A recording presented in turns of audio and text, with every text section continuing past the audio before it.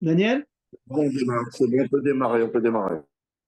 c'est bon là? Je suis bien cadré. Oui, Allô? impeccable, Alors on impeccable. commence. Eh bien, on commence. Ok, rêve top à tout le monde. On est rêve 17 Tammuz, je suis à Sabet Tammuz. Bon, c'est les 3 semaines, hein, vous savez bien, des semaines difficiles pour le cas d'Israël. 17 Tammuz, ô combien d'événements négatifs, Nishtabro Aluchot et la première brèche dans la destruction du Beth Amikdash, beaucoup de choses négatives. Et donc, on va tâcher de faire en sorte, par le Limouda Torah, par la Simcha, de faire que, Bana Fochou, que ces moments négatifs, eh bien, soient pour nous positifs. Et donc, le Limouda Torah, hein, vous savez bien, de Pekudei Hashem, Yesharim et Samchelem, les commandements divins, l'étude de la Torah, ils sont Yesharim, ils sont droits et ils réjouissent le cœur. Et donc, on sait que, comme le fameux Mahamar du Rabbi Rayat, en rapport avec sa délivrance des 12 et 13 Tammuz, c'est Asara Sheoshvim et l'homme dit Torah. Beoskim Batora, 10 personnes qui sont ainsi, et qui étudient Torah, Ashrina Benem.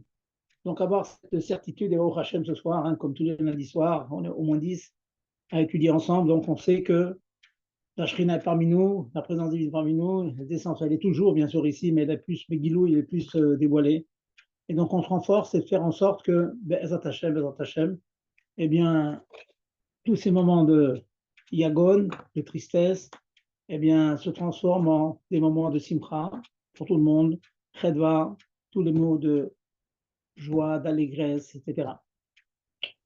Je vais revenir quelques petites minutes sur un mot que nous avons lu la semaine dernière avant de passer au halachot. D'ailleurs, je vais vous soumettre plusieurs chez l'autre qui m'ont été soumis cette semaine, très intéressantes et très, les maasés, très pratiques. Vous connaissez le fameux oracle qu'on a lu la semaine dernière en Parashat Balak. מראש צורים אראנו ומגבעות אשורנו, אין עם לבדד ישכון ובגויים לא יתחשב. Je traduis, quand je le vois, par du clan d'Israël, de la cime des rochers et du haut des collines, je le découvre. Le clan d'Israël, ce peuple, il vit solitaire, Am Levadad Yishkon. Oh, combien d'actualités ces mots-là, c'est un peu solitaire. Il ne se confondra pas avec les nations. Bagoïm Litracham. Donc, il y a cette fameuse vision prophétique qui voit que Israël sera toujours à part. Mais vers, toujours rien. Les Ivris, on est de l'autre côté du fleuve, de l'autre côté, il y a le monde qui pense comme ça, et le clan d'Israël qui pense autrement, et jusqu'à ce que ces idées se diffusent de l'autre côté. Et ma traduction, comme je l'ai dit, c'est la traduction littérale. Quand je vois, je suis sur la cime des rochers, quand je suis sur les collines, du haut des collines, je découvre ce peuple et ses qualités. Ça, c'est le plan de Ben Ezra, dit comme ça. Rashi, j'ai expliqué pourquoi la semaine dernière. Il explique, donne une explication midrashique. Qui m'éroche, qui m'éroche, pas du cime, la cime des rochers, qui m'éroche depuis leur shoresh, depuis leurs racines, qui m'éroche, alors, Tsurim, Arenu, Gvaot Ashurenu. Quand je remonte, regardez ce chat-là, c'est un chat tout à fait pas sûr. Même regardez que dans la traduction à scroll, mais c'est une traduction du Chumash, traduit comme ça, qui à l'origine, on ne parle pas du sommet des rochers, qui à l'origine, dans son chorège, dans son makor, c'est quoi? C'est un roc et c'est une colline. Et Rachid expliquait, qu'est-ce que c'est que le roc, qu'est-ce que c'est que la colline? Ce sont les Avot et les Imaot. Il faut encore répéter. Je me suis permis de dire d'ailleurs, on en parlait cette semaine avec les fidèles de la Joule, on voit ô combien ces valeurs qui se sont diffusées et qui sont répandues dans le monde, elles sont battues en brèche aujourd'hui. Vous pensez que un grand pays comme celui dans lequel je vis maintenant, la France, le président est marié avec une femme qui a quelques 20 ans de plus que lui, Shalom, je porte aucun jugement sur des personnes. Alors, comprenez-moi, c'est pas du tout mon but. En ce qu'ils veulent, hein, qui est calo, comme disait Boré à la femme de Rabbi Meir, et qui calo chataim mina harev velo chotim, que disparaissent les fautes, mais pas les pécheurs. Les péchés, mais pas les pécheurs. Mais c'est hautement symbolique, comment la personne la plus haute d'un royaume, on va dire comme ça le mot, un pays qui a beaucoup apporté au monde, qui a vraiment été les chiens ou les frères, tout le monde se réclamait de la France, une époque, même dans la cour de Russie, on parlait français, c'est bien connu. Eh bien, les valeurs sont tellement battues en brèche que ça ne dérange pas qu'un président de la République se parle avec une femme, qui est très bien, encore une fois, par ailleurs. Je ne porte aucun jugement sur elle. Ma famille a eu l'occasion de la rencontrer à la suite de la célébration du décès, comme vous savez, de notre petit-fils, Zecher Tzadik Libracha, Binyamin Ben Yehudit. Eh bien, elle était très très charmante. Encore une fois, pas de jugement sur les personnes, mais aux yeux aussi de tout le monde, c'est avec une femme dont il n'aura jamais d'enfant, vous vous rendez compte? Ça veut dire quoi? Ça veut dire la vie qu'on vit sur Terre, c'est la mienne. J'ai des enfants, hein, pourquoi pas, mais pas plus. C'est extrêmement, si on prend conscience, moi ça m'a fait un grand tilt dans ma tête, comment une personne comme ça, si haute, intelligente, etc., elle accepte. Hein. Bon, ben, j'aurai pas d'enfant, mais alors. Je ne veux pas aller jusqu'à la fin de cette phrase, après moi le salut, mais c'est pas loin de ça finalement. L'essentiel de ma vie, c'est ma vie. Ce que je laisse après, ça pas grand-chose. Et c'est vraiment très très fort. Et ce concept-là, alors je vais ajouter, voilà le point que je vais ajouter. Le Midrash rapporte, il y a des preuves de ça d'ailleurs, que Bilham, prophète, un vrai prophète, hein, Goy, qui cherche le mal du Israël, mais un vrai prophète, c'est un descendant de Lavan. Intéressant, Lavan, et qui a voulu détruire l'essence du clan Israël. Comme on dit dans la Haggadah, il y a vu David, voulait détruire le clan Israël. Qu'est-ce que Lavan a dit lorsque il s'est rendu compte de la fuite de Yaakov? Il lui a dit Banot, Benotai, Banim Banai. Comment tu peux te sauver? Les enfants sont mes enfants, les filles sont mes filles. C'est extrêmement curieux cette phrase qui dit tu voulais partir toi, pourquoi pas, va, mais tes enfants sont les miens. En quoi c'est les siens? C'est les enfants de Yaakov. Et ses fils donnent en mariage. C'est fini, il n'avait plus de rapport avec les enfants de Yaakov, ni les fils ni les filles. Alors qu'est-ce que ça veut dire? La Chassidoute explique de manière très profonde, je pense que vous trouverez l'idée, le concept dans l'Écoute Sichot, le Chédek Bet, quelque chose d'extrêmement profond. La vanne savait qu'il y aurait un jour la sortie d'Égypte, qu'il y aurait d'abord la servitude, qu'il y aurait ensuite la sortie d'Égypte, et qu'un jour le clan Israël rentrerait en Eretz Israël. On expliquait les semaines passées la, la lecture chassidique de cela représente. On essayait de rester Kulo Kodesh dans le désert, mais c'était pas ça la Ratron d'Hachem. Le Ratron d'Hachem, c'est qu'on rentre en Eretz Israël et qu'on s'occupe de la Gashmiut. On s'occupe de la terre, qu'on fasse les quêtes, on travaille en quelque sorte. Et là, la femme dit, mais attends, mais tes enfants sont mes enfants. Ça veut dire, tu sais très bien que le projet divin, c'est que vous rentrez en Eretz Israël. Essaye de bien attraper le concept, c'est très très beau. On en Eretz Israël, donc la volonté divine, c'est quoi? C'est que on fasse des rabatartim, qu'on travaille dans ce monde, on travaille, pas shoot. Et donc, vous êtes comme nous. Que dit le Passouk? Dit, proféré, l'oracle est proféré par le descendant qui Anne Nevavan Ishkon. Toi, tu penses qu'on est la même chose. Comme nous, les nations, ce qui nous intéresse, c'est la gashmiut du monde, c'est la matérialité du monde. Mais vous aussi, c'est ça votre projet. Comme il a dit, qui a banot, benotai, va banim banai. Tes fils sont mes filles, mes fils sont tes fils sont mes fils. Ça veut dire finalement, le projet, c'est qu'ils travaillent comme tout le monde. Ils vont profiter de la gashmiut, ils vont te perdre dans la gashmiut. Et donc quoi, qu'est-ce que tu veux? Encore en quoi, pourquoi tu te fuis? Qu'est-ce que tu penses obtenir en fuyant? Eh bien, le descendant, l'arrière-petit-fils, l'arrière-arrière-petit-fils, il répond non. Et c'est le fameux pasuk qui est Am levada nishkon ou bagoim litrachav. Non. Certes, il y a un projet divin. Oui, il y a un projet divin. Qu'on ne va pas se contenter d'être que à la yeshiva, être eux collège ou dans tout le temps en train de prier, d'étudier. Certes, il faut descendre dans le monde, être mévarer le monde. On va s'occuper de la gashmiout. Mais on s'occupe, on est mis à sec dans la gashmiout. On n'est pas plongé, on n'est pas noyé dans la gashmiout, dans la matérialité du monde. Au contraire, notre but, c'est de travailler, sachant que l'on va prendre une partie du bénéfice de notre labeur pour des institutions, pour des choses de Kodesh. On va manger pour être en bonne santé, pour mieux servir Dieu. Et donc, c'est ça l'immense différence. Oui, oui. La photo peut être identique. On peut être à la même table, on a l'impression qu'on mange la même chose. Mais non.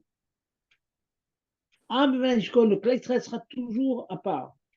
À tel point d'ailleurs, là je vais être pratique d'ailleurs aujourd'hui, je faisais un DAF dans Agma Psachim, et c'est le fameux DAF qui rapporte quelle est la raison pour laquelle, une des raisons pour laquelle Akash Baruch Pisa, il pose Renot, Akash Baruch il a été Mephazer, il a éparpillé le Kleistret dans le monde entier. Pourquoi? Pour donner l'occasion à des guérims de se convertir. Parce qu'on peut demander à un non-juif de faire tout le travail d'Abraham Avinu, de saisir toute quelqu'un, un dieu derrière ce monde qui fait tout seul, c'est compliqué. Par la rencontre avec des juifs qui se comportent comme ça, là, on arrive, ça c'est l'Agmara. Donc une des raisons de la galoute, c'est précisément parce que grâce à la galoute, eh bien, beaucoup de non-juifs sont devenus juifs parce qu'ils ont rencontré des juifs. Mais Alpi Kabbalah, non, moi après dans la Rassidoute, ça rapportait le Ben Ishraï rapporte ça, dans Ben Yehoyada, il rapporte ça, que les guérim, c'est, bien sûr, c'est Kepchuto, c'est les convertir, mais c'est aussi quoi? C'est la Kdusha, d'ailleurs, une petite parenthèse, que vous connaissez l'expression à l'Afrique, on dit à guerre chez Nidgaïer. Le converti qui se convertit, on devrait dire à gauche chez Nidgaïer, le non-juif qui se convertit. Et là, on a une preuve qu'en lui, il avait un nitot déjà, il avait une espèce d'étincelle comme ça, hein, qui l'a tiré vers l'Aélokut, vers le divin, vers le dévoilement du divin. Eh bien, nous explique la Kabbalah, la Sidoute, etc., qu'une des raisons de la galoute pour laquelle le clan Israël est aux quatre coins du monde, c'est parce que dans ces quatre coins du monde, oui, il y a des étincelles de Gdusha. Quand tu as eu ce qu'on appelle la Shvirat HaKelim, le bris des vases, encore un concept kabbalistique, on sait que dans le monde entier, ça se trouve un jour, vous allez trouver aux quatre coins du monde, je ne sais où, en Alaska ou à Tatooine ou je ne sais où, et vous allez manger une date, vous allez manger une date en Alaska, vous ne trouverez pas, mais bon, on va être dans les pays chauds, mais on va trouver un fruit quelque part. Sachez que dans ce fruit, il peut y avoir une étincelle de Kdusha, et parce qu'un juif a été envoyé, a été missionné pour faire quelque chose là-bas, eh bien, il a élevé cette étincelle-là. Ça, c'est la réponse. Ça, c'est le travail du clan d'Israël. Oui, on est à souk dans la Gashmiut, oui, certes. Mais notre Gashmiut, c'est de la Ruchniut. Notre travail, c'est de faire que la matérialité du monde se transforme en spiritualité. C'est ce qu'on fait. Voilà, on est rêve. Rêve Tanit, on a mangé, on a peut-être mangé un petit peu plus que d'habitude. Ces forces vont nous donner des corottes demain de pouvoir prier comme il faut et d'élever donc toute cette matérialité du monde à Dieu. Et ça, c'est la réponse du petit-fils de la Varane qui a dit tes filles sont mes filles, mais tes fils sont mes filles. Non, non, parce que la matérialité que toi, la Varane, tu as, c'est pas la matérialité du clan Israël. Et ton arrière-petit-fils, il a témoigné en disant Em Levada Nishkon, ton peuple sera toujours seul, ou Bagoïm Netrachal ne sera pas compté, il ne se confondra pas avec les nations. Très très belle idée. Je ne vous cache pas que j'ai eu ça ce matin, je pas ce matin, le Shabbat, ça m'a faire le rapport entre la prophétie, l'oracle qui disait que Miroche, depuis le début, ils sont toujours attachés, accrochés à Abraham, Israël et Yaakov, à la Gdusha de Yaakov. Oui, certes, c'est ça qu'il disait. Et en disant ça, hein, il disait, et pas comme mon ancêtre disait que vos enfants sont mes enfants, les enfants juifs sont comme les enfants des non-juifs. Non, c'est séparé, une autre fonction. Bien sûr, on n'en tire pas une garava spéciale. On n'est pas là pour comment on dit, rouler des mécaniques, c'est pas ça. C'est un chiour, c'est un robe sur nous de répandre l'idée, mais il faut la répandre. Oui, le juif, il a quelque chose à faire dans ce monde. On n'est pas comme les autres. Et quand on voit la haine, c'est extraordinaire. Moi, je suis de la génération d'après-guerre, j'ai jamais entendu de manière officielle des choses comme ça. Jamais, jamais, jamais entendu pour les Olympiques, hein, ils ne devraient pas, ouais, parce que c'est des tueurs, etc.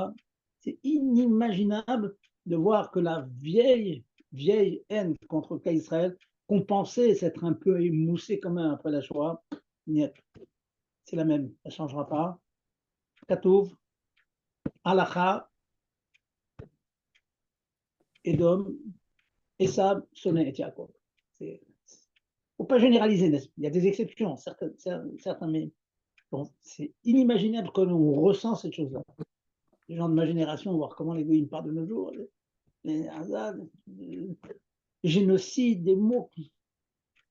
Officiellement, on affiche que tous les juifs sont des génocidaires, tous les juifs sont des meurtriers. C'est la vieille accusation, on est des buveurs de sang et qu'on tue des enfants. Et c'est à l'Assemblée, inimaginable ce qu'on voit aujourd'hui. Voilà. Bon, Hachem, on a un passouk. Anne, Yanadishkon, Bagoïm et Klachav, on n'est pas comme eux. On continuera à être pas comme eux. Et Bezat Hachem, on gagnera avec très très bientôt l'arrivée de Mashiach. Voilà le mieux que je voulais vous dire. Ça m'a touché ce Shabbat. Je vais répéter ce mot.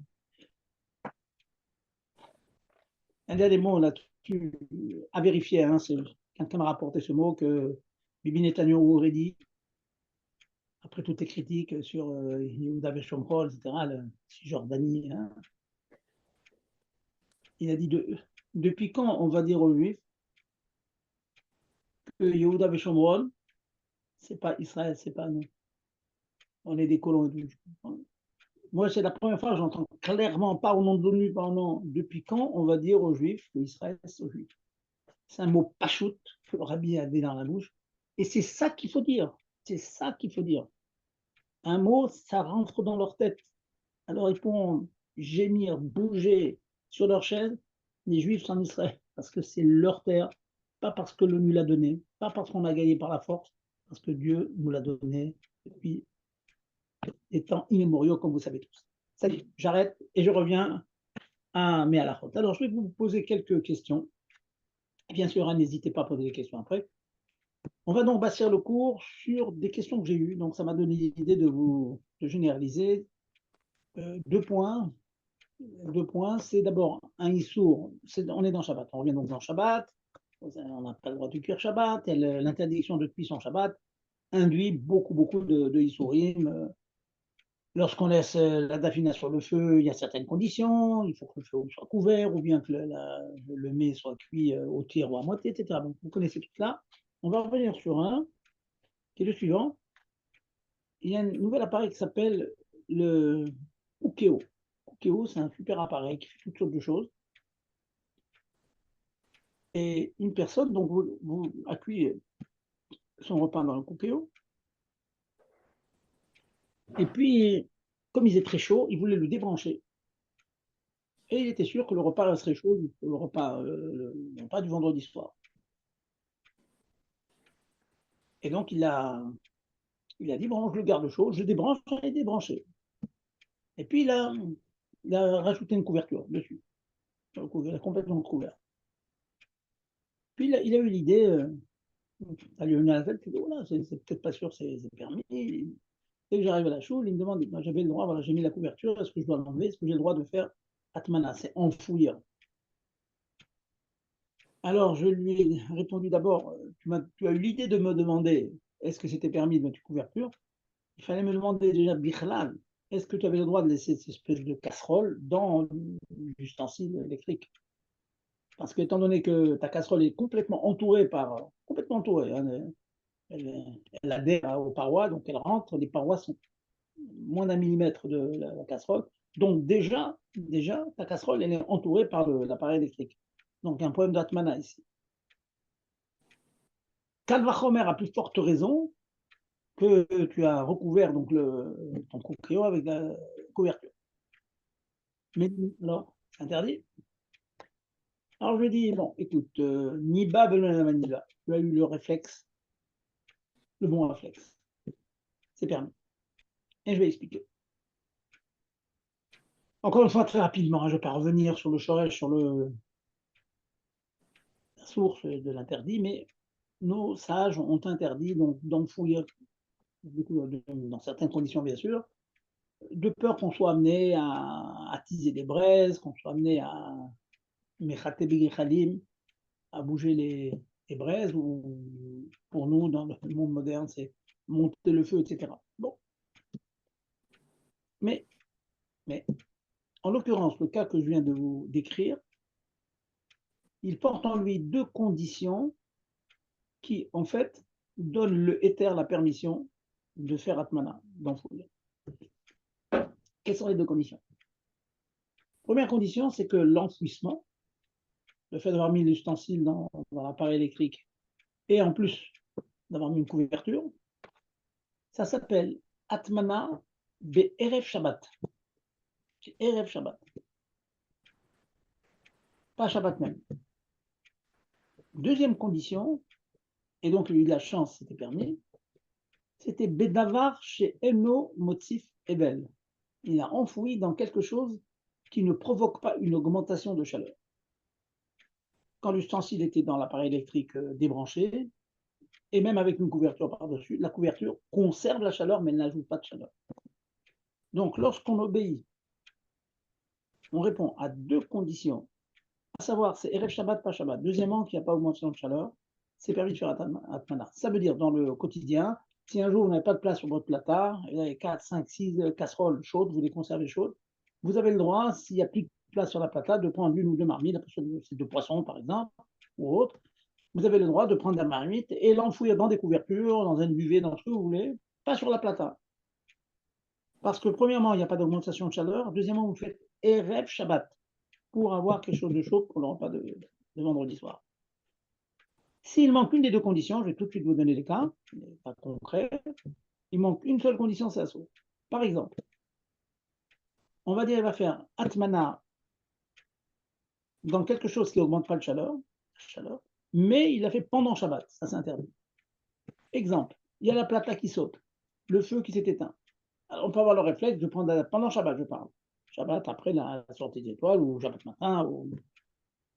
Donc, je vais prendre ma casserole qui est bien chaude encore, mais qui va refroidir parce que la plata s'est arrêtée de fonctionner. Et bien, je vais la mettre dans des couvertures. Je veux enfouir ma casserole chaude dans des couvertures.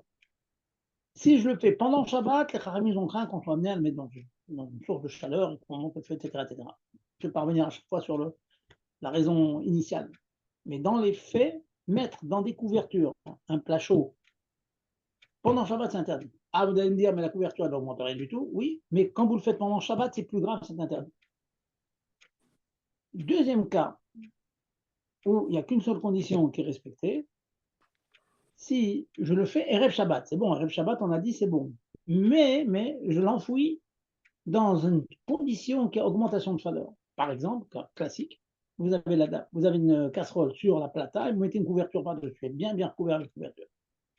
Là, effectivement, c'est Erev Shabbat, il y a une condition positive, c'est pas Shabbat, mais c'est une atmana, c'est un enfouissement dans une situation où la plata en dessous et le fait d'être couvert avec la couverture fait que la résultante de tout ça, c'est qu'il y a une augmentation de chaleur dans la marmite.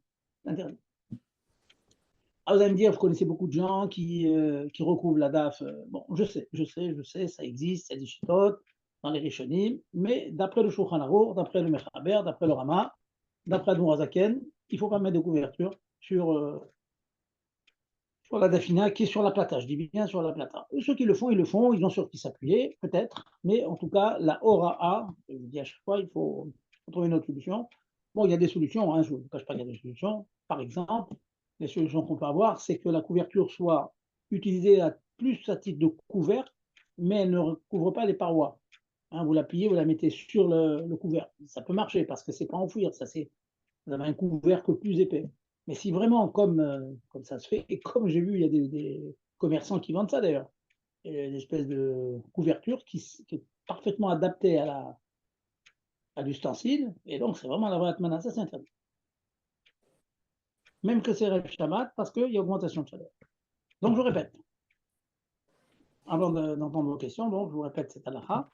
Donc j'ai dit à la personne, tu es sauvé, c'est que tu l'as fait Erev Shabbat, ton koukéo, il était débranché, donc il n'y avait pas augmentation de chaleur, tu as ajouté des couvertures, donc c'est Atmana, mais c'est Atmana Erev Shabbat, il n'a pas fait pendant Shabbat, dans des conditions où il n'y a pas augmentation de chaleur, c'est permis. Voilà.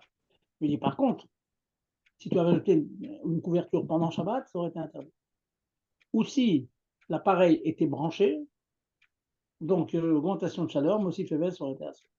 Voilà donc un résumé très rapide de c'est Al-Khot Atmana. Je vais écouter vos questions et on passe aux autres questions qui m'ont été soumises donc, cette semaine. Allez-y, il y a des questions sur ça. Oui, bonsoir, Rav. Donc, Voilà. excusez-moi. Donc, justement, par rapport au cookéo, donc je peux très bien faire un plat et le laisser tranquillement au chaud et me servir du cookéo, l'ouvrir donc vendredi soir, juste avant le repas. Donc ça, c'est pas un problème. Sachant que bien sûr, j'ai débranché l'appareil, donc j'ouvre mon cookéo, le plat est encore chaud et je peux m'en servir sans problème. Enfin, je pensais pas qu'on pouvait se servir, enfin, toucher le cookéo pendant Shabbat. Un bon Hachem. Ben, vous avez gagné quelque chose, madame, aujourd'hui. Oui, oui, Je vous tout à rassure, fait. c'est parfaitement permis et je vais vous expliquer. Il est débranché, donc on n'a pas de problème de cuisson, on n'a pas de problème de Atmana. On n'a pas de problème comme ça. Maintenant, vous avez le problème ouvrir et fermer le cookéo. C'est Oui, Moukse, un instrument qui cuit, c'est Moukse. Sachez que c'est un kéli, un ustensile. Et il y a un principe que, Baruch Hashem, ces dernières années, j'ai donné des shiurim là-dessus, je vais donner des shiurim là-dessus. Un kéli, chez Melarto les Issour, dont la fonction c'est de faire un Issour, comme un marteau par exemple. C'est fait pour casser, pour planter des clous. C'est Moukse. oui, Donc le cookéo, c'est un ustensile pour cuire. Donc c'est un ustensile qui est Moukse. Les tzorer, goufo, omekumo mutar. J'explique. Si je déplace cet ustensile, Moukse. Les tzorer, goufo, parce que j'en ai besoin. Bien sûr, j'en ai besoin pour une utilisation permise. Comme un marteau pour casser une noix de coco, par exemple. J'ai le droit de prendre un marteau, casser une noix de coco. C'est un keli chez Nato l'ISO, un keli dont la fonction c'est de faire un ISO, quelque chose d'interdit, mais je l'utilise pour faire quelque chose de permis, c'est permis. Donc le cookéo, il n'y a aucun problème d'utiliser. Et je vais vous ajouter, peut-être ça peut vous aider pour bien des choses. Vous avez le droit, par exemple, si vous avez un four éteint, je ne rentre pas dans l'électricité, un oui, four. Et vous oui, avez l'habitude, quand il y a trop de vaisselle dans la cuisine, vous ne savez pas trop où la mettre, vous allez mettre toute votre vaisselle dans le four, ou dans un four, ou bien dans la machine. Allons plus loin, dans la machine à laver la vaisselle, allons-y. Vous avez le oui. droit de mettre votre vaisselle dans la machine à laver la vaisselle pendant Shabbat. Faites attention, il ne faut pas bien les classer parce que c'est une Et préparation trier. pour après. Mais vous, voilà, vous bourrez comme ça. Vous avez Ah, parfaitement le droit de le faire. Vous ouvrez la porte, vous fermez la porte. C'est permis. d'accord, ok. Bon, Compris? très Donc, bien. c'est Donc, tranquille comme. Donc, il y oui, a oui. pas le four. Et puis, on a oublié, on a mis un gâteau dans le four, mais le four, bien sûr, est arrêté. Et le fait d'ouvrir et de fermer, ça ne fait rien, ni électricité, ni rien. Bon, vous avez le droit d'ouvrir le four, le fermer, reprendre en fait, l'utiliser comme garde-manger en quelque sorte. Oui, Voilà. c'est ça, garde-manger. Voilà. Mais Comme en fait, le four, si vous voulez, il n'est pas débranché. Il n'est pas débranché, mais quand j'ouvre et je ferme, il se passe rien, quoi. Il y a juste l'écran de l'heure qui s'affiche, mais il voilà. se passe Ça rien dépend quand du je... four. Voilà, oui, Comprends, oui, tout à moi, j'ai un four à la maison. Quand j'ouvre, je ferme, ça fait rien. Il n'y a aucune lumiire qui s'allume, on l'a vérifié et tout. Il n'y a rien qui fait. se fait, ni une chauve-souris qui s'ouvre, rien. Donc, ça nous arrive D'accord, de laisser, on n'a pas de place, on laisse tous les gâteaux ok, qu'on a cuits pendant vendredi, on les laisse dans le four. Et le Shabbat matin, on ouvre le four, on prend les gâteaux. Oui, c'est permis. très bien. Très bien, merci beaucoup, Rav. Voilà. Donc, voilà. Donc, je vous ai donc expliqué ce point d'Atmana. Est-ce qu'il y a d'autres questions sur Atmana? Allez-y. N'hésitez pas, c'est très, très fréquent, hein. J'ai eu beaucoup de questions Shabbat, on avait ce problème, et ça arrive très souvent. Allez-y. Pas d'autres questions? C'est bon? Gérard, vous connaissez tout ça, vous? Allez, une petite question pour le Rav. Non? OK. Bonjour, Raph. J'ai pris le cours en cours. J'ai pris le cours en cours, c'est le cas de le dire. Ça veut dire quoi, Allez-y. Tmana? Enfouir. Enfouir. Ah, ok, Enfouir. très bien. Tarlet, ça veut dire mettre votre DAF ou votre marmite de poisson ou de viande chaude dans des couvertures. Ou bien Ok, recouvrir vos plats chauds sur la plata, les couvrir avec une couverture. ok. Voilà. Alors, si vous Donc le, le, si donc vous le, le préférez four, Shabbat, s'il est éteint, c'est ok. Mais s'il est Bien sûr, si je maintiens un four à 60, évidemment, d'autant plus qu'il y a certainement de la lumière, donc je ne pourrai pas. Je ne peux pas Ouais. rentrer. Sinon, Voilà. non, ça c'est autre chose. On est dans les crottes mouxées. Dans les crottes mouxées, je vous dis, la machine à laver le linge, enfin, le linge, non, la machine à laver la vaisselle, le four, etc. Vous pouvez l'utiliser comme garde-manger ou garde-vaisselle. Voilà, vous n'avez pas de plat, Mhm. il n'y a pas de problème. C'est comme prendre un marteau et casser une noix de coco. J'ai le droit de le faire pendant Shabbat, bien que le marteau il soit mouxé. Mais comme je l'utilise pour quelque chose qui est permis, hein, ça s'appelle les toraires gouffos, c'est permis. Ça, c'est une chose. Maintenant, dans Atmana, donc, je vais vous résumer donc, ce qu'on a dit pour Atmana. La personne en question, c'est qu'il avait un cookéo, il a débranché un Shabbat et puis il a mis des couvertures sur le cookéo. Il a bien enfoui comme ça. Il m'a demandé, ah oui, mais c'est Atmana, c'est interdit. Alors j'ai dit non, là tu as de la chance, tout simplement parce que tu as fait Atmana Erev Shabbat, c'était vendredi, c'est avant l'entrée de Shabbat. Et en plus, il n'y a pas d'augmentation de chaleur. Comme il y a les deux conditions, c'est permis. Tu peux avoir un plat chaud que tu n'as pas Oui, de place. Maintenant, c'est pas parce qu'il n'y a pas de place. Les gens ne veulent pas laisser la plata allumée parce qu'il y a une chaleur étouffante. voilà, exactement. Tout Donc à les gens ne fait. veulent plus. Alors, mais ils voudraient quand même manger 21 chaud. heures exact, 21h15, on a tout chauffé et on a couvert. On a couvert Voilà. avec une couverture pour ne pas avoir de plata pendant Shabbat. Et Voilà. Dans Shabbat la midi, on a mesure, mangé voilà. froid. Dans la Voilà. mesure où c'est débranché, donc il n'y a pas d'augmentation de chaleur, c'est monsieur Moutard, ça reste chaud pendant très très longtemps, absolument. Non, Très bien. par contre, si c'est sur la plata, alors il y a augmentation de chaleur, c'est interdit. Ou bien Bien si sûr. on fouille pendant Shabbat, même qu'il n'y a pas d'augmentation de chaleur, par exemple, votre plaque, elle saute pendant Shabbat, vous pouvez prendre la dalle, la Mm. mettre dans des couvertures. Pendant Shabbat, c'est interdit. Il faut encore une fois deux conditions. Erev Shabbat, pas Shabbat, et en plus, pas d'augmentation de chaleur, donc un truc débranché, quoi, des couvertures ou des duvets, un matelas, il y en a qui mettent sous des matelas, ils trouvent des systèmes comme ça pour garder, conserver longtemps la chaleur. Très Voilà bien. donc première étape, donc c'est le Atmana. Donc je dis, ça arrive très souvent. Hein, les gens cherchent des combines maintenant pour laisser la plata, que la place s'éteigne. J'en profite pour ajouter une halakha qui est souvent demandée. Si disons que le Shabbat midi, vous n'êtes pas il faut manger chaud, hein, il faut manger des khamines Shabbat midi. Disons que vous êtes invité chez des amis Shabbat midi, je voulais manger chaud vendredi soir. C'est parfaitement permis de mettre une minuterie sur votre plata, de telle sorte que votre plat il va rester chaud tout le temps de manger le repas de vendredi soir. Et après, à minuit, disons, ça s'arrête. Chez nous, vous savez, Shabbat, c'est très très tard. À Paris, c'est très tard, c'est 11h. C'est très... Mhm. Donc, le repas du vendredi soir, on mange à minuit souvent. Bon, Mm. on peut mettre, beaucoup font comme ça, mettre une minuterie. Donc, la plata s'arrête, et ce qui permet d'économiser. Je ne parle pas d'économie financière, je ne parle pas de ça. Pour la Ni chaleur, bien sûr. Ah, la chaleur, c'est terrible. Il a fait 32, 33 degrés Mais dans oui, la région du Shabbat. mais Avec la oui. plata, la cuisine, c'était Mm, un mm. four. C'était un four. Donc, c'est une bonne combine. Donc, on a le droit d'éteindre, il n'y a pas de problème. Avec une De la minuterie. même façon, on peut mettre la minuterie pour 11 heures, par exemple, le matin, afin de bénéficier d'eau chaude pour le petit déjeuner et Ah qu'elle non, s'arrête. ah Bien non, sûr, dans ces cas-là, elle se rallumera le soir. ah non, mais non, non.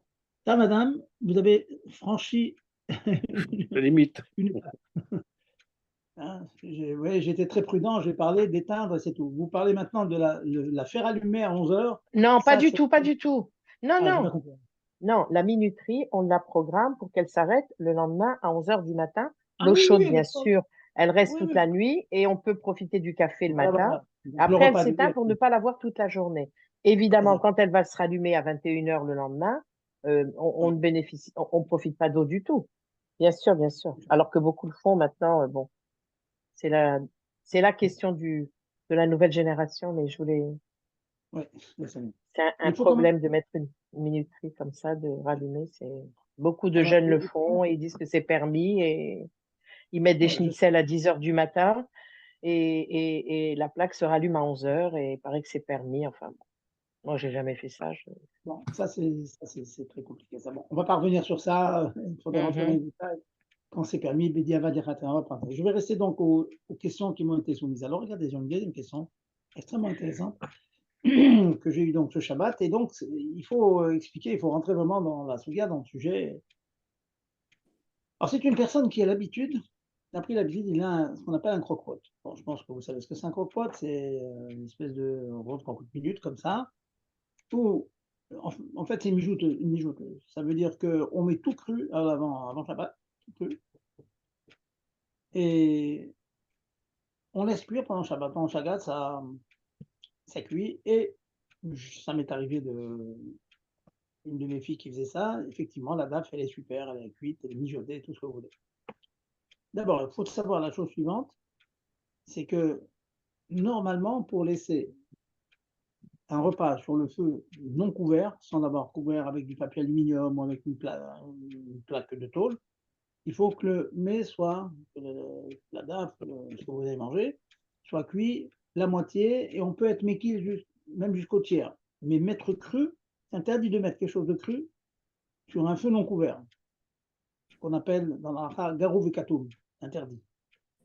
Et là, en l'occurrence, le croque-pot, c'est un feu normal, c'est électrique peut-être, il y a une source électrique. Donc, pour mettre un aliment cru, donc les personnes mettent cru, il a pris la précaution, il a l'habitude, eh bien, au fond de son croque-pot, il met 2 feuilles d'aluminium, et ensuite il glisse la marmite du croque-pot à l'intérieur du moteur, comme ça, mais il y a cette espèce d'écran fait par le papier aluminium, ça s'appelle garovekatum. Voilà, ça c'est recouvrir. En Amérique, vous savez très bien, tout le monde a des grosses gazinières, et puis sur la gazinière, ça s'achète avec la gazinière. Ils ont une tôle comme ça qui recouvre tous les feux, c'est connu. Maintenant, ça fait moins en France. Depuis qu'elle est la plata maintenant, c'est un peu désuet maintenant de recouvrir, de mettre une plaque. Mais ça arrive parfois, la plata ne marche pas, on allume la gazinière, et puis par-dessus, on met une tôle, les tôles du four, par exemple. Quand tu n'as pas le choix, on le fait. Bon. Maintenant, donc, cette personne, je dis, moi, tu as bien pris la précaution de mettre, oui, ne vous inquiétez pas, j'ai pris la précaution de mettre du papier aluminium au fond du croque-pot, et puis par-dessus, j'ai mis la marmite. Mazal, mon épouse s'est rendu compte qu'elle n'était pas branchée. Elle n'était pas branchée. Wow. Et quelle heure était-il? On avait dépassé la shkia, donc c'est fini. On avait dépassé les 18 minutes après l'heure normale. Alors, je lui dis, il y a une halakha qui dit, et je vous l'ai dit, d'ailleurs, on a fait tout un cours là-dessus il y a quelques semaines déjà, que Shvut ben Hashmashot, je donne le principe déjà, Shvut ben Hashmashot, Tetzot Mitzvah Muta. Traduction, un Issour de Rabanan, ben Hashmashot, depuis la Shkia, depuis le coucher du soleil, depuis que la boule du soleil s'est cachée derrière l'horizon, jusqu'à la sortie des étoiles, ça s'appelle ben Hashmashot, entre les deux soleils, entre la nuit et le soleil, ça veut dire c'est un temps où on a un doute si c'est le jour ou la nuit. C'est un doute. Quand tu as un doute dans une interdiction de la Torah, on ne peut pas le faire. Mais quand c'est un doute, en l'occurrence Ben Hashmashot, pour un Issour des Rabbanan, je vous donne le cas type, le cas vraiment universellement admis, et qu'en plus c'est pour les besoins d'une mitzvah, c'est permis. Tachlet, qu'est-ce que ça veut dire? On peut demander à un non-juif de faire n'importe quoi, Ben Hashmashot, pour les besoins d'une mitzvah. Parce que demander à un non-juif, ce n'est pas une interdiction de la Torah n'a pas interdit, c'est nos sages, les Chachamim qui ont interdit de demander à un goy. Si on demande à un goy de faire une lacha pour nous, l'interdiction, c'est une interdiction des Rabbanan seulement. Donc, on a le droit de demander à un non-juif. Vous avez la femme de ménage qui n'a pas fini tout à fait le ménage, lui dit allume les toilettes, allume la salle à manger, branche la plata, tout ça, c'est possible. On peut tout demander à un goy. Je vous ai même dit, Bismano en son temps, qu'une femme qui, en cas de très gros besoin, elle arrive chez elle, après la shkia, elle n'a pas allumé les bougies, elle peut demander à une goya d'allumer les bougies après la shkia, et cette maman-là, elle peut même faire la bracha, Léadik Nershel Shabbat Kod, après Admor Zaken. Shtaboura, elle dit elle peut s'abstenir sur la bracha, mais Admor Zaken, il permet. Donc chez nous, chez Chabad, un jour, il n'y a pas de choix, on a dépassé le temps, il y a un accident, et quoi. La maman était dans un taxi, elle était prise dans un embouteillage, elle arrive après la shkia à la maison, elle peut demander à une amie goya ou à une femme de ménage d'allumer, etc. Donc vous voyez, tout ça c'est basé sur ce principe que Ben Hashmashot, un issour des Rabbanan est permis. Donc on peut demander tout à un goy, même que le goy fasse un issour qui pour nous serait de la Torah, on peut le faire pour une mitzvah. Allumer les bougies, c'est une mitzvah. Avoir un repas chaud, c'est une mitzvah. Donc le monsieur m'a dit, bon, écoutez, voilà, c'était cru, mais j'ai quand même mis le papier aluminium, donc il n'y a pas un problème de laisser ça sur le feu, seulement je n'ai pas branché. Alors il m'a dit, je me souvenais du cours que vous avez donné qu'on peut demander à un goy. Donc elle a demandé à la goya de brancher. Très bien. Oui. Il aurait pu lui demander d'allumer la lumière, tout ce que vous voulez. En l'occurrence, on a un deuxième problème qui se greffe, qui n'est pas des moindres, s'il vous plaît. Dans la mesure où sa daf, elle n'est pas du tout cuite, c'est cru, on a un problème de bichoulako, cuisson fait par un goy. Souvenez-vous, il y a quelques semaines, on avait dit, rappelez-vous de ce chiot que j'ai donné, j'ai allongé là-dessus, que si le repas est cuit en partie entière déjà par le juif, et que le goy finit la cuisson, c'est permis, si vous vous rappelez. On avait dit les pré-cuits, les aliments pré-cuits, on peut les permettre, parce que bon, finalement, la cuisson est terminée par le juif. En l'occurrence, c'était cru entièrement. Cru complètement. Donc, en demandant au goy, on peut demander au goy de brancher la plata, ok, mais par le repas, il est cuit par un non-juif, donc on n'a pas le droit de le manger. J'ai dit, il y avait des légumes, peut-être des tomates, des carottes. Ça fait que ton bichou goy, tous les aliments mangeables crus ne tombent pas sous la coupe de l'interdiction de bichou la coupe. Alors, je dis, qu'est-ce qu'il y avait dans ta daf? Ah, il m'a dit, manque de chance, il y avait de la viande mangée crue. Il y avait des haricots blancs, immangeables crus, et pas des carottes ou autre chose, ou tomates. Donc, il y avait un problème de bichou goy. Alors, le monsieur, il m'a dit, très, très intéressant, oui, c'est très intéressant. Il m'a dit, je ne vous cache pas que j'ai eu le réflexe, je ne savais pas si j'avais le droit de faire ça, mais quand la Goya a rebranché la plata, j'ai eu le réflexe de prendre une cuillère et de remuer un petit peu. Donc il a participé un petit peu. Vous savez qu'il y a des terrims comme ça, quand un goy il allume quelque chose, mais que le juif il participe un peu, il tourne, il touille un petit peu, ça peut enlever l'interdiction du bichou goy. Mais je lui dis, mais est-ce que tu sais très bien qu'en remuant quelque chose qui est en train de cuire, il y a un rachage de bichoul. Il m'a dit, j'ai eu ce réflexe comme ça tout simplement parce que comme c'était pratiquement cru, je ne pensais pas qu'en tournant 3 ou 4 fois tout ce qu'il y avait dans la marmite, que ça allait cuire quoi que ce soit. Bon. Alors j'ai dit, bon, tu as eu le réflexe donc, de participer à la cuisson, et qu'a priori, tu n'avais pas le droit de le faire, hein, de remuer directement sur le feu quelque chose qui est branché, quelque chose qui est cru. En tout cas, tu as participé. On peut imaginer que tu adaptes, que tu as le droit de le manger. Bon, dans Michou Lacour, dans des cas exceptionnels, il y a quelquefois certains intérêts. Bon, c'est pas l'objet du jeu aujourd'hui, mais bon, on aurait pu trouver quelque chose d'ouverture. Donc, vous voyez que ce genre de chez-l'autre, ça arrive, hein, ça arrive. Donc, il faut bien connaître ce qui est permis. Dans quel cas on a le droit de demander un goy, parfois de faire soi-même, même soi-même, par exemple, faire un héros fratzerot, par exemple, un héros fratzerot, et sur des rabananes, on peut le faire ben hashmashot. Si on ne peut pas porter dans l'immeuble, vous n'avez pas eu le temps de le faire avant la shkia, on peut le faire. Donc ça fait une sorte des rabananes pour une mitzvah. Il faut que ce soit pas une mitzvah. On a le droit de le faire ben hashmashot. Voilà. Allez-y, dites-moi les questions que. Rav, ça voudrait dire alors que si on n'était pas Shabbat et que ma femme de ménage me branche, on n'est pas dans Shabbat, elle me branche le cookéo. Moi, je la stoppe ou elle l'a déjà fait, on peut plus rien faire. Si je viens près d'elle et que je remue ou que je participe dans quelque chose, alors ce serait autorisé de le manger, ce repas, Oui, parce que j'ai absolument. participé. Ah, oui, parce que ça participer comme ça, le fait de retourner. En l'occurrence, pour madame. Enfin, on il peut faut pas, c'est vrai qu'on peut voir- pas remuer si c'est un cookéo, mais je mais pense au pour le bichou goy.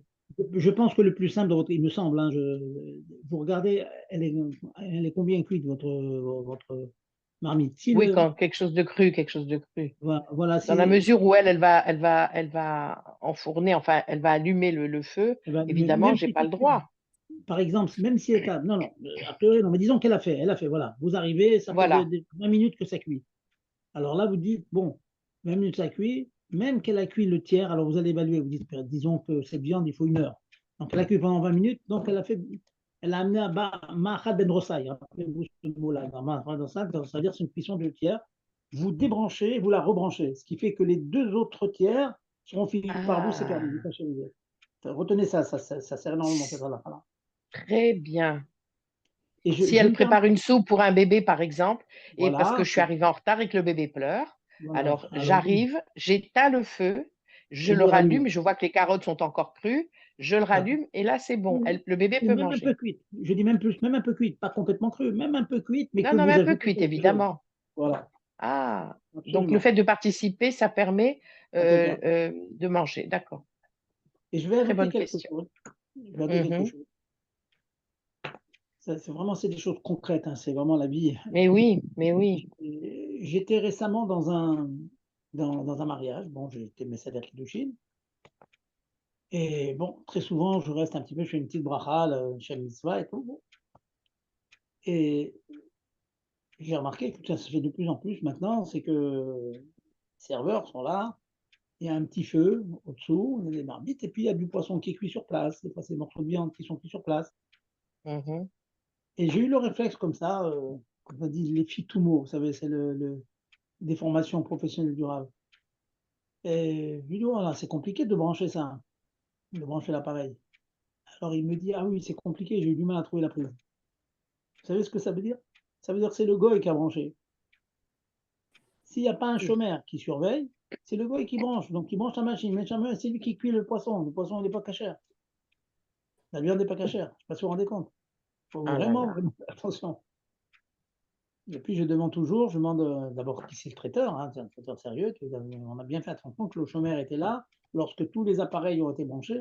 Et maintenant, vous savez très bien qu'on vous fait des buffets somptueux, somptueux, à tel point que les gens se plaignent qu'ils n'ont pas du tout faim lors du repas. Hein, vous savez bien, c'est un problème de notre génération. On veut faire une espèce de concurrence comme ça là-dessus. Ben, je dis, il faut demander la chose, et éventuellement, même si vous pouvez vous-même débrancher et rebrancher, c'est mieux. Voilà, c'est une chose que j'ai vue. Donc, on s'est habitué que c'est le goy qui fasse cuire, et ça dérange personne, tout simplement parce qu'on est C'est sommaire donc, pour la coula du Rama, que si le feu est allumé par le juif, c'est cachère. Oui, mais il faut vérifier qu'effectivement le feu est allumé par le juif. Bon, je vous rassure, hein, les chéris normaux, traditionnels, ils font attention, le chômeur il est payé pour ça. La première chose qu'on lui enseigne, mais bon, on ne sait jamais, donc vérifier, c'est mieux. très bien. Voilà. Allez, Oui. quelques questions, messieurs, dames, allez-y. Gérard, je ne vous entends pas ce soir, ça vous arrive. Allô? Brave, Oui, vous j'écoute. m'entendez là? Vous m'entendez? Oui, très bien. Oui. Vous avez parlé du goy qui a allumé, qui a branché la plaque. Mais les kélim, ils sont cachés, ils restent cachers? Il n'y a Vous pas un problème? demandez, si, vous demandez si un goy, il a fait cuire quelque chose de manière que la nourriture, elle n'est pas cachère. On parle de ça, hein? Ouais, ouais. Elle n'est pas cachère. Alors, je vous dis tout de suite, le Shulchan Aruch posek que à Kelim Tzrichim Ercher, les ustensiles qui ont été utilisés pour Bishul Harkoum, c'est comme des ustensiles qui ont été utilisés pour du taref. C'est pas tout à fait comme si, je vais tout de suite Hum. expliquer. Mais c'est évident qu'il faut cachériser. Donc ça veut dire si la Goya elle a fait une soupe pour les enfants, elle a fait cuire une omelette, elle a fait cuire du poisson, de la viande, etc. Il faut cachériser. Bon, je ne vais pas vous faire ce soir un cours de cachérisation, mais je vais vous apporter quand même quelque chose de positif dans cela, étant donné que l'interdiction de Bishul Hakoum, cuisson fait par un non-juif, c'est une interdiction que les Chachamim ont ajoutée. Et je vais vous expliquer, il n'y a pas si longtemps, je sais que je l'ai fait, mais j'ai du mal à garder la chronologie des cours. Une des raisons, c'est Khatnout, parce que si on mange des choses cuites par les goyim, même que c'est tout à fait cachère la matériel de base, mais bon, on se rapproche d'eux, etc., ça peut faire des mariages, etc. Ou bien, deuxième raison, c'est de peur que, de peur que ne connaissant pas toutes les dynimes de cacheroute, bon, si on laisse un goy de notre viande, il peut mettre un produit pas cachère, et s'il n'est pas surveillé, bon. Alcool panim, puisque Chachamim nous ont dit que c'est interdit, il faut cachériser, comme Khalavakum, le lait non surveillé. Si vous avez une vaisselle qui a contenu à chaud du lait non surveillé, il faut cachériser la vaisselle. Mais dans Bishul Hakoum, il y a une plus grande coula que dans Khalavakum, le lait non surveillé. C'est que toutes les matières sont cachérisables. C'est très très intéressant comme halakha. Vous savez très bien que dans les herchers classiques, on ne peut cachériser que les métaux et le verre, le vrai verre. Mais tout ce qui est porcelaine, la terre, tout ça, non. L'argile, tous les ustensiles ne sont pas cachérisables. Ce qui est cachérisable, c'est les métaux, hein, l'aluminium, le fer, etc. Ou le verre, le vrai verre. Le verre, c'est cachérisable aussi. Par contre, pour Bichoulakoum, même si un goy, sans le vouloir, vous avez mangé un repas de Bichoulakoum, ou bien des familles qui ne connaissaient pas ça à la fois. Je connais des familles à qui j'ai enseigné c'est à la fois, tomber des nuits, c'est beaucoup. C'est beaucoup. Hein. Depuis des années, il y avait une nounou qui se faisait à manger à leurs enfants, qui allait les chercher à l'école, etc. Donc, rien n'était caché chez eux. Ne vous inquiétez pas, tout est caché. Bon, alors j'ai expliqué longuement la cachérisation classique, faire des couteaux, des cuirs, etc. Maintenant, pour la porcelaine, tout ça, on peut le faire, contrairement pour les autres isourim, les autres interdits, il faut le faire 3 fois, à gala 3 fois. Si on prend donc les assiettes, etc., on peut les tremper 3 fois dans de l'eau en train de bouillir et les cachériser. Bon, si vous avez lâché là, vous me demanderez, je vais vous expliquer longuement comment on cachérise, mais en tout cas, c'est bien de savoir qu'une personne qui a toujours mangé cachère, mais qui ne faisait pas attention à ce que la femme de ménage cuit chez elle, on peut tout cachériser. Voilà. Autre question, allez-y.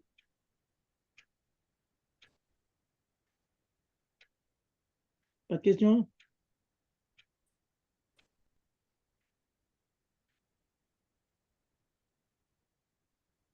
Bon, s'il n'y a pas de questions, je vais. Oui, Rav, Allez-y. je reviens sur le sujet. Euh, donc, manger dans ces kélim, c'est assourd complètement. Manger dans? Dans ces kélim-là qui ont été... Ah oui. C'est comme si vous mangez dans un peu une vaisselle non cachère. ouais, Ah oui, si on n'a pas fait attention qu'un go, il fait régulièrement, vous allez laisser la femme de ménage faire toute la cuisine à la maison, il faut cachériser absolument. Ouais, ouais. d'accord. Mais alors, Rav, la plata qui a été allumée par la Goya et que moi j'ai rattrapé tout de suite en débranchant et en rallumant pendant. Oui, non, il n'y a pas de problème là. Vous Juste... n'avez pas de problème, il n'y a pas Michoulgo et Birlal. Donc là, vous avez rattrapé. Et même, je vous dis, si c'était cuit jusqu'au Il n'y a tiers. pas de problème de cuisson là. Non. L'ustensile, il reste cachère. Oui, Même si si elle. déjà le D'accord, mets lui-même, il reste cachère parce que vous avez complété à la fin, donc à plus forte raison que le kélim reste cachère. Bien sûr. d'accord. Ah oui. Ouais. Allez-y, autre question? Bon, pour terminer, il faut vivre avec son temps, avec l'actualité. Ceux qui sont en Eretz, je ne sais pas quelle heure il est en Eretz maintenant, vous savez que ce soir c'est le Tanit de 17 Tammuz. Je vais vous rappeler les halachot classiques sur les messages. J'ai déjà au moins une vingtaine de femmes qui m'ont demandé le hectare de pouvoir manger pendant 17 Tammuz. Il fait très chaud, c'est très dur et tout. Donc je vais vous rappeler brièvement quels sont les cas qui permettent de rompre le jeûne ou carrément de ne pas jeûner. Alors c'est très simple. Déjà, un cholé, un malade, ça veut dire quelqu'un qui est agité, une maladie sérieuse, et qui est bien fatigué. Donc, il y a un problème de tension, etc. Et lui, le médecin dit qu'il faut qu'il mange. Donc, un cholé, il a le droit de manger. Et ça, c'est même à Tisha B'Av, même le 9 av. Il y a quelqu'un qu'il faut arriver à Sakana pour rompre le jeûne. Mais un 17 Tammuz et même le 9 av, si une personne est cholé, alors il faut demander au Rav que ça veut dire exactement cholé, mais un cholé, il a le droit. Donc, une personne qui est très faible, qui prend des médicaments, une femme qui manquait du fer, etc., c'est évident que tu as le droit de manger. Donc un folle, il peut manger. Maintenant, il y a le cas classique des femmes enceintes ou qui allaitent. Alors, une femme qui est enceinte et qui se sent pralacha, qui se sent faible, et je constate que les femmes, enfin celles qui m'appellent en tout cas, elles vous disent tous que si elles pouvaient ne pas jeûner, elles préféreraient parce que c'est très fatigant, la chaleur, la fatigue, les enfants. Donc, une femme qui est enceinte, elle a le droit, 17 Tammuz, de ne pas jeûner. Ce qui n'est pas vrai au 9 av. 9 av, non. Mais le 17 Tammuz, une femme qui est enceinte, elle peut manger. Une femme qui allait aussi, c'est marqué, Minika au Mouberet, enceinte Mouberet, Minika qui allait, elle peut manger. Ces dernières, on va dire, dernières années, les grands poskim, en cas de besoin, élargissent l'unitaire jusqu'à un bébé. S'il y en a un bébé, même qu'elle a arrêté d'allaiter le bébé, et que le bébé a moins de 2 ans, si elle a besoin, si elle est fatiguée, elle peut manger. C'est un beau terme. Alors, bien sûr, d'abord, d'où ça vient? Pourquoi quand on a 2 ans, elle peut manger? Dans la Gemara nous dit que la chose suivante, que après l'accouchement, ni parcours et varave. Les parties intérieures, les membres intérieurs du corps ont été vraiment mis à mal, tirés, élastiques, tout ça. Bon, c'est des femmes qui ont des enfants, elles savent de quoi je parle. Et donc, puisque ni parcours est variable, il faut un certain temps pour que tout rentre en place. Et vous le savez d'ailleurs, on fait un tas de techniques de sport et tout qu'on fait, avec des kinés, etc., pour que tous les membres retrouvent leur élasticité, etc. Et donc, les Chachamim pensent qu'il faut 2 ans pour que tout vienne en place. Donc, pendant ces 2 ans, que tout est en train de se mettre en place, il y a une faiblesse, une chadishut, qui donne à la femme donc le statut de chola. Après cette chita-là. Donc, même qu'elle a arrêté d'allaiter, au bout de 6 mois, elle n'allait plus, et donc, quelque part, elle est un peu plus en forme, une femme qui allaite, qui est obligée de donner ses forces, même si elle a un enfant qui a moins de 2 ans, on peut lui permettre. Encore une fois, si elle demande et si elle vous dit qu'elle est fatiguée, etc., on peut lui permettre de manger. Voilà. En gros, donc, c'est un statut général de permission. Et bon, dans nos générations, on n'est pas marqué dans ça. Si on a un terre, mais il faut que ce soit sérieux, bien sûr. Une femme qui est en forme, elle va vous faire un footing un jour de 17 Tammuz. Bon, on va lui dire, si tu fais un footing, alors il faut jeûner. Mais la moyenne des femmes de jour, plus que la moyenne, non. Parce qu'ils sont très fatigués, on est tous fatigués. Il fait des chaleurs étouffantes maintenant, c'est très très dur. Donc, on essaye de minimiser la perte de force. Et si on a donc le éther dont je viens de parler, enceinte, allaite, ou bien un bébé de moins de 2 ans, ou une maladie, etc., bon, bah, on prendra un petit repas frugal qui nous met sur pied et tout ira bien. Voilà. Allez-y, une ou deux questions et on boucle. Alors, les quantités quand il y a des rogations rares comme ça, les quantités permises, quelles Écoutez, il y sont-elles? a des discussions là-dessus. Vous n'êtes pas obligé de respecter les quantités qu'on fait à Kippour. S'il y a le terre dont j'ai parlé, bon, mangez peu, mangez des choses bien nourrissantes, du lait, du beurre et de la confiture, des choses, du sucre. Mais ce n'est pas la peine de le mesurer tout. Le terre, il est là, on peut le prendre. Très bien. Voilà. Pour les boissons aussi, hein, parce qu'on m'a demandé de boire énormément par rapport à un traitement que j'ai eu hier. Voilà. De boire, de boire, de boire, de boire. Vous pouvez boire. Surtout si c'est pour des coliques néphrétiques et tout, là, allez-y, parce que Exactement. je sais très bien, c'est l'horreur, donc il faut boire. Ouais. Alors, j'évite de manger, mais je peux boire. Oui, mais vous avez mangé un tout petit peu. Le problème que vous allez C'est avoir, c'est à ça. Kippour.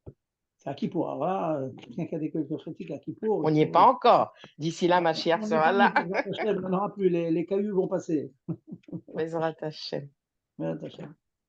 Voilà, messieurs, dames, je vais vous saluer, donc on va continuer à Tsom prier. Kal, Rav, merci beaucoup. Tsom Kal à tout le N'oubliez monde. pas de continuer à prier pour les Chayalim. Ils sont là, ils sont encore au front. C'est pas évident. Rappelez-vous le mot que j'ai dit, j'espère qu'il est vrai, que Bibi il a dit, qui va dire aux Juifs si Yehuda et Shomron ça appartient aux Juifs? Ah, c'est fabuleux. Il faut le dire, clair. Il y a pas de, on peut nous accuser de tout, c'est à nous. Voilà. Allez, bonne soirée et Tzom Kal à tout le monde. Et Bonne soirée. Allez, continue. Merci.